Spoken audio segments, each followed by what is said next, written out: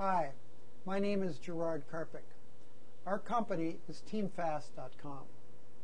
Since 1980, I've been designing snowmobile suspensions, first for racing and later for consumer sleds, for my own companies as well as others, OEMs like Polaris and Ski-Doo.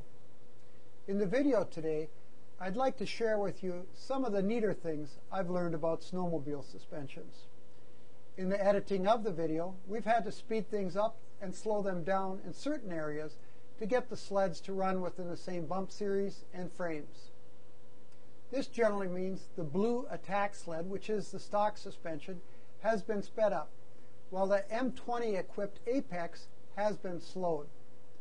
We made these runs taping from a van running alongside a ditch line, not a smoothly groomed trails. At times, it may have suggested otherwise, but the attack generally gives a wonderful ride on a normally groomed trail situation. You'll see some individual runs as well as side-by-side runs in which we'll try to point out the differences between M20 Airwave and OEM suspensions. Also, please note that the front shocks on the Apex have been changed out for nitro units by its owner. In this video, we will attempt to answer some very legitimate questions that are likely to factor into any purchase decision of an M20 Airwave suspension. Number 1. How big a difference is there between the M20 and stock suspensions? And number 2, what is the real benefit you will obtain if you purchase one? Hopefully, we'll make these points perfectly clear. For today's comparison, we've chosen two of our favorite sleds, based on their ride quality and overall performance. The blue-colored sled is a Yamaha Attack. It has a stock 136-inch monoshock rear suspension.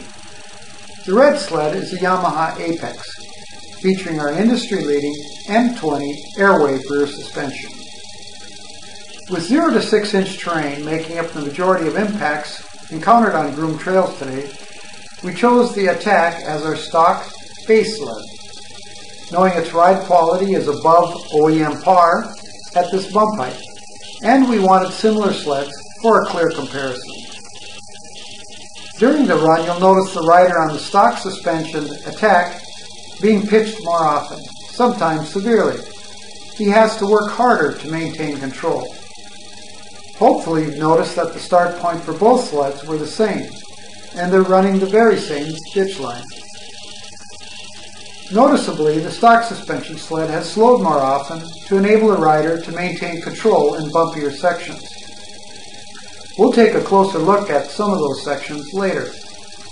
For now though, please note that by the time the stock suspension Attack completes its run, nearly 20 seconds has passed since the M20 Airwave equipped Apex completed its run. As crazy as this sounds, this sizable time differential took place in less than a mile and a half.